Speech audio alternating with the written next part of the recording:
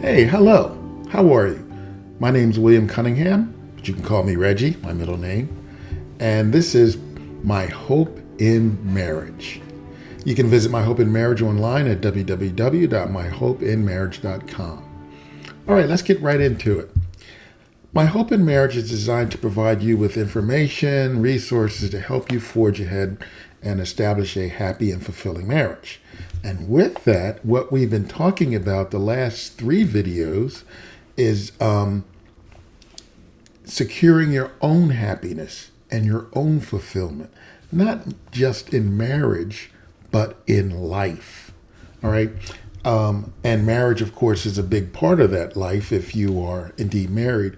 And it also can be a hindrance to you pursuing or obtaining the things that you'd like to do, that you'd like to accomplish, because you're so concerned and it's bothering you so much that your marriage isn't the way that you wanted it to be, your wife isn't this way, or your husband isn't that way, and you get really bogged down with that. And you spend so much time complaining, if you will, about the condition of your marriage that you forget to just go ahead as best you can, even with that, to make yourself happy and fulfilled. Pursue your own happiness. If it doesn't involve your spouse, then it doesn't involve your spouse. That doesn't mean your life has to end. All right. And we've been talking about that. And with that said, I'd like to bring up a really big point. I think it's a significant point because it's easy for us to get sidetracked in the things that we want to accomplish and, let other things get in the way of us pursuing that. And that is, the state of our marriage. If you have a bad marriage, then, and when I say bad, I'm talking about, your spouse isn't meeting your expectations. If you're like a husband, you're being rejected sexually, intimately, emotionally, you're being rejected. Whether your wife means to or not, or the other way around. And that bothers you. You feel as though that she puts all her effort into the children, or he's at work all the time, or whatever the case may be. And you get so consumed with thinking about that you forget about, okay, what can I do? Even with that, what can I do to strive ahead and accomplish the things that I want to accomplish in life? Okay? But remember this, both you, the husband and the wife, are humans, all right? And instead of focusing on what you don't have, how she is not, what she won't do, or what he won't do, or what he doesn't have, focus on what you do have. Because honestly, you really can't do anything about what you don't have. But if you have something on the table, you can partake of that. I can complain all day long that there is no fried chicken on the table, but there's steak, there's salmon, there's hamburgers. I'm going to go eat. All right? So your spouse may not have this, may not have that. They might not do this the way you want or that the way you want. But what do they do have? Okay, what do they have on the table for you to partake in? All right. Now, I know there are a lot of things that you can bring up that are significant that you don't have. For example, especially for the guys, if there's little to no sex, then that's a really, really big problem. However, even with that, if there's little or no sex, well, there's little or no sex. Unless you're planning to rape your wife. All right, that's just the way it is. So accept that. Now, when I say accept it, I don't mean just merely blindly overall accept it, but just realize that's better. Realize that's the way that it is right now. That could change, but right now there is no fried chicken on the table. Eat the steak, Eat the salmon. All right. It's not happening. So don't fret about that. I know it's a big deal. There may be other things, other topics, other things that are a big deal in the marriage and that you don't have or that you wish you have. But okay, if you don't have it, okay, you don't have it. Just sit down and think about that. I don't have it.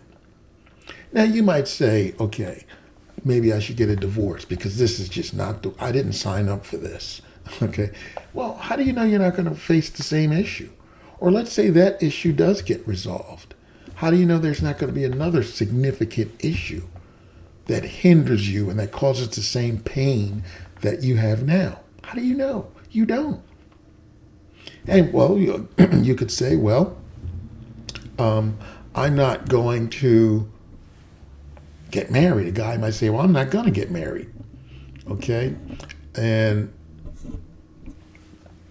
you're doing without it anyway.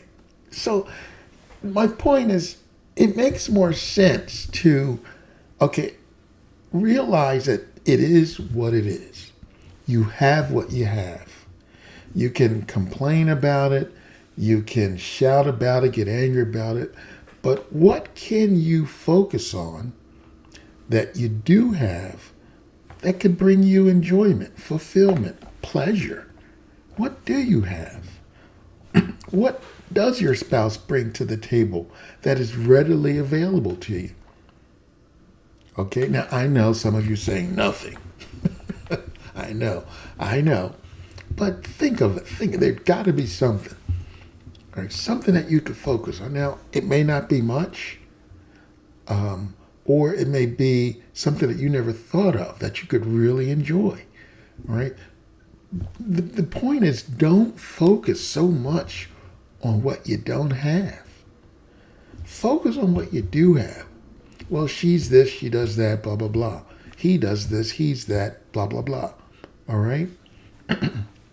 I wish he would do such and such, or I wish she would have such and such, or I wish we, did this or that. Okay, you can talk about those things, always communicate. You can communicate, you can talk about it, and you can, come up with solutions to issues or a way that it could happen, compromising, and so forth and so on, until you get something that is solid, that you both agree upon, and you can enjoy. Maybe you want your wife to be with you in a hobby. All right, what if she's just totally uninterested in that hobby? Maybe she's totally uninterested in taking a car's engine apart. All right, okay, well, you don't have a wife like that. You don't have a wife that's just interested in the mechanics of a car. So don't sit there and fret over that fact. What does she have an interest in? Okay, is it something that we could do together? Or maybe she wants that to be her alone time. Don't fret it so much. Don't let your life get stuck because you are upset, annoyed, angry, depressed about something she doesn't have or he doesn't have. Don't do it. Okay? Now, I do understand that in a sexless marriage, what you want is sex. And it's not just merely sex. You want that emotional connection that you're not getting. Especially for guys. When there's no sex, then the guy begins to feel like you don't love him, you don't want him. He's just there for service, protection, maybe income or whatnot, to lift heavy objects or whatever. He begins to feel that way. And the woman may feel a certain way if there's no emotional connection to her husband. I can't really speak on that except, come up with stuff that I've read and so forth. And of course, she might get depressed too. She'll feel unloved and so forth. So, work really, really hard bring that. If the situation is, you don't have sex the way you want, well, talk about it, work on it, do something, all right? Because it's going to affect you. But again, and this is important, this is so important, if it still doesn't change, if you still don't get the sex you want, don't get the help you want, don't get the involvement you want, if it still is not that way, then why continue to hope for something that will never be? The Bible says hope deferred, or deferred hope, makes your heart sick. You keep hoping for something that's never going to happen, that just hasn't happened after so long. Why would you keep hoping for it and pursuing it? It's not going to happen. More than likely, it's not going to happen. So why fret over it? Okay? That, let's say as far as sex, because that's a big one. That's a big one in a marriage relationship. If it's not there, it's not there. What are you going to do about it? What are you going to do about your life? Are you going to let that just shunt you? Is it going to just stop you from pursuing what you want? It shouldn't. It's something you don't like. It's something that weighs heavy on your heart. But still pursue those things that lift your heart up, that brings you pleasure, fulfillment, enjoyment, happiness. Don't stop, no matter what, how painful that is. Don't do it. Don't stop yourself. Okay?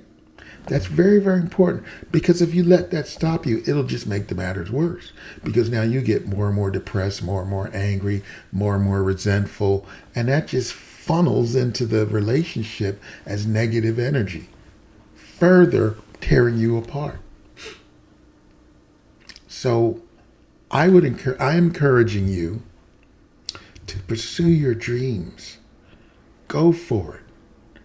Stop complaining about what you don't have and accept what you do. Enjoy that. Enjoy the foods on the table. Enjoy the food that is on the table, instead of complaining and fretting and moping about what's not. Stuff your face with what you have. Okay? And stop complaining about what you don't. Because it is what it is. Your spouse might be saying the same thing about you. Are you ever think of that? Okay. That's another topic altogether.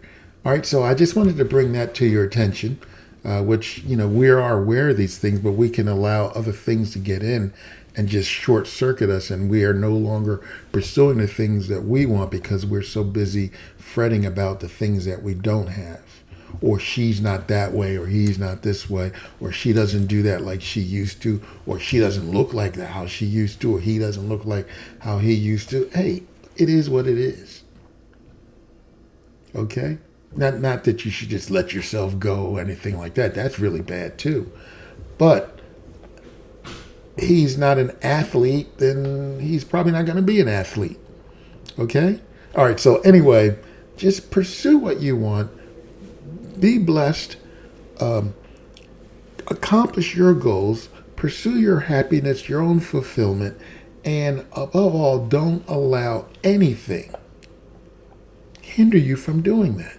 Whether it's a bad job or your bad marriage, your relationship with your spouse, the kids, whatever. You move forward. You find solutions for all that stuff as best you can. All right? All right. Well, I hope that helps you, and at least encourages you to go out there and just get it done for yourself. My father told me, never forget to pay yourself. All right. Well, you be blessed. Until next time, be blessed.